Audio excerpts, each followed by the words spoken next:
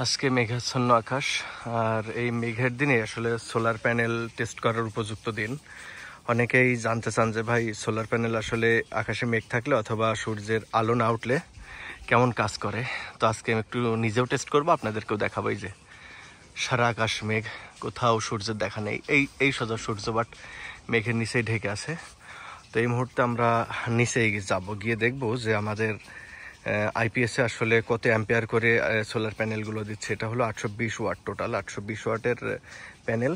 তো চলেন নিচে আইপিএসের ওখানে যাই, গিয়ে দেখি যে আসলে সোলার প্যানেল থেকে আমরা আউটপুট কত অ্যাম্পিয়ার করে পাচ্ছি। একটা বিষয় বলি, 12 ভোল্ট 820 ওয়াট, মানে আমার প্যানেলগুলো 12 ভোল্ট প্যানেল, হ্যাঁ, 24 ভোল্ট না। চলে নিচে যাই। আমরা নিচে চলে আসছি আইপিএস এর এখানে, একটু দেখবো যে আমাদের কত অ্যাম্পিয়ার আসলে দিচ্ছে সোলার থেকে এই মুহূর্তে।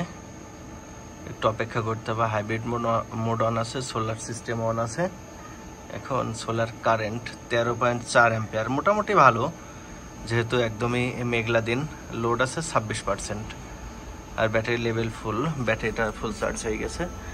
এই যে 2.6 ভোল্ট আছে এই মুহূর্তে, মানে লোডে 2.6 ভোল্ট, তার মানে মোটামুটি ভালো। আমরা আর একটু দেখবো যে কমে কি বাড়ে। আচ্ছা, এই যে সোলার কারেন্ট 18.4 অ্যাম্পিয়ার হয়ে গেছে এখন, তার মানে খুবই ভালো কারেন্ট এই মুহূর্তে দিচ্ছে সোলার সিস্টেম থেকে। যেহেতু মেঘলা দিন, আপনাদের উপর থেকে দেখিয়ে নিয়ে আসলাম এখন।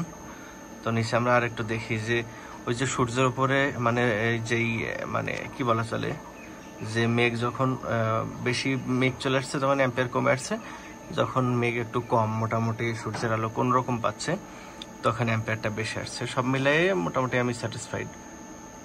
আর সোলার সিস্টেম সম্পর্কে আপনাদের যদি কোনো কোশ্চেন থাকে আমাদেরকে কোশ্চেন করতে পারেন, আমি রিপ্লাই দেওয়ার চেষ্টা করব। এই যে এখন আবার দেখছেন 13.7 নেমে আসছে।